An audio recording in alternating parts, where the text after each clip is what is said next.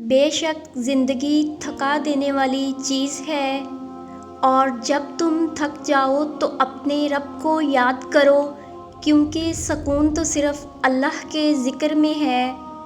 اللہ کو منانے کے لیے الفاظ کی بھی ضرورت نہیں پڑتی۔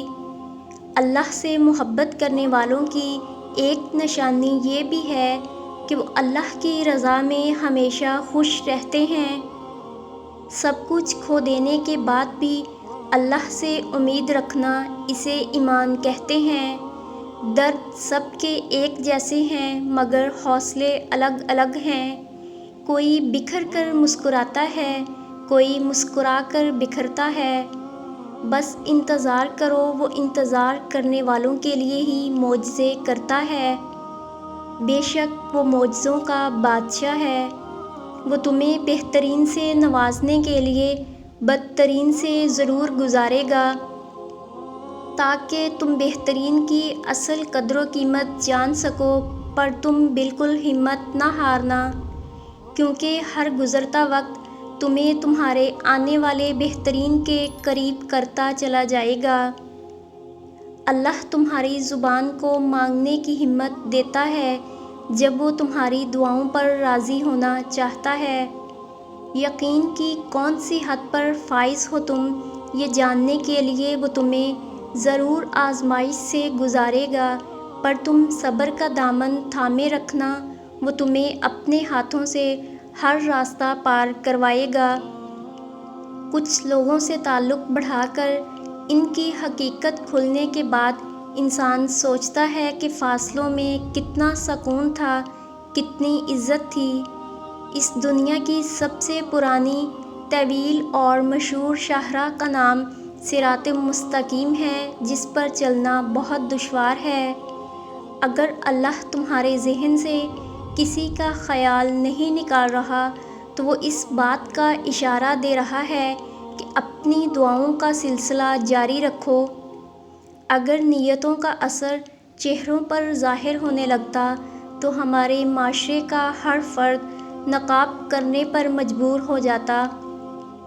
انسان جس شخص پر تنقید کرتا ہے اور جس میں کیڑے نکالتا ہے اور جس کو برا سمجھنے لگتا ہے، بالآخر ویسا ہی ہو جاتا ہے۔ کبھی کبھی ہم تھک جاتے ہیں یہ ثابت کرتے ہوئے کہ بے شک ہمارا طریقہ غلط تھا، لیکن ارادہ نہیں۔ جب کوئی ثواب کی نیت سے اپنے گھر والوں پر اللہ کا حکم سمجھ کر خرچ کرے تو صدقے کا ثواب پائے گا۔ ماں کے بنا پورا گھر بھی بکھر جاتا ہے اور باپ کے بنا پوری دنیا بکھر جاتی ہے۔ دشمن بنانے کے لیے ضروری نہیں کہ لڑا جائے، بس تھوڑے سے کامیاب ہو جاؤ، یہ سب آپ کو خیرات میں مل جائیں گے۔ اچھے شوہر بیوی کی آنکھوں میں آنسو لانے کا سبب نہیں بنتے۔ مشکل کے بعد آسانی صرف صبر کرنے والوں کو ملتی ہے۔ ڈگریاں در حقیقت تعلیمی اخراجات کی رسید ہوتی ہیں، ورنہ علم تو وہی ہوتا ہے جو انسان کے عمل و کردار سے ظاہر ہو۔ وہ کسی کتاب میں درج تھا ہی نہیں جو سبق سکھایا اس زمانے نے۔ جو نصیب میں ہے وہ چل کر آئے گا، اور جو نصیب میں نہیں وہ آ کر بھی چلا جائے گا۔ جب اللہ تعالیٰ آپ کے ساتھ ہے تو دنیا کی ناراضگی آپ کے لیے بےمعنی ہے۔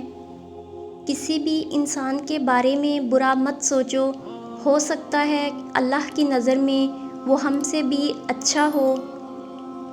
امید صرف اللہ تعالیٰ سے لگاؤ، دنیا کی محتاجی سے نجات مل جائے گی۔ رسول اللہ صلی اللہ علیہ وآلہ وسلم کا ارشاد ہے، مہمان کو گھر سے رخصت کرتے وقت دروازے تک نکلنا سنت ہے۔ کسی سے اپنا موازنہ مت کیجیے، کم پہن لیجیے، سستا پہن لیجیے، کم کھائیں، سادہ کھائیں، لیکن حلال کھائیں، کم میں نہیں حرام میں شرم کیجیے۔ جس طرح شبنم کے قطرے مرجھائے ہوئے پھولوں پر تازگی پیدا کرتے ہیں، اسی طرح اللہ کا ذکر مایوس دلوں میں روشنی پیدا کرتا ہے۔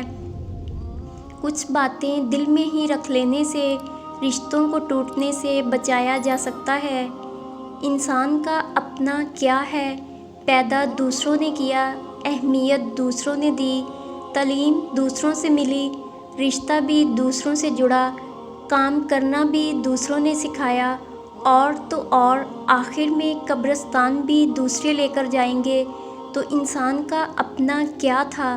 کچھ بھی نہیں۔ انسان کو اگر غرور ہے تو آخر کس بات میں؟ جب درد بڑھنے لگے یا کچھ بھی سمجھ میں نہ آئے تو اپنے رب کی طرف چلے جاؤ، کیونکہ دلوں کا سکون اس کی یاد میں ہے۔ توبہ کے لیے کانوں کو ہاتھ لگانا ضروری نہیں، گناہوں کو ہاتھ نہ لگانا ضروری ہے۔ جس طرح بڑے ہو کر پتہ چلتا ہے کہ والدین سچ کہتے تھے، اسی طرح قبر میں جا کر پتہ چلتا ہے کہ اللہ کا قرآن سچ کہتا تھا۔ اللہ کی راہ میں خرچ کرنے سے مت رکو، ورنہ تمہارا رزق بھی روک دیا جائے گا۔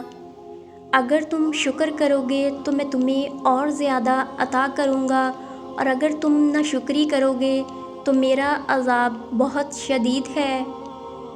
جب آپ کے ساتھ کوئی برا کرے یا آپ کے لیے برا سوچے تو اسے اپنے عمل میں مصروف رہنے دیں۔ آپ کو یہ یقین ہونا چاہیے کہ آپ کے رب کو نہ نیند آتی ہے نہ اونگ۔ اپنے رب سے مانگنے کی عادت بنا لو، کسی چیز کی کمی نہیں رہے گی۔ تمہاری وجہ سے اگر کوئی بے سکون ہو جائے تو یاد رکھنا تم ظالموں میں شمار ہو۔ وہ تم سے اتنی محبت کرتا ہے کہ تم کو دن میں 5 بار اپنے گھر بلاتا ہے۔ جس گھر میں اللہ کا ذکر مسلسل ہوتا ہو، اس گھر میں رحمت اور برکت ہمیشہ رہتی ہے۔ رزق کو ضائع مت کیجیے۔ ہمیں کھانا پھینکنے میں 1 منٹ لگتا ہے، مگر مہینوں لگ جاتے ہیں اسے کھانے کے لائق بنانے میں۔ مرد آنکھیں نیچے نہیں کرنا چاہتا، عورت پردہ کو جہالت سمجھتی ہے، مگر دونوں کو عزت اور احترام کی تلاش ہے۔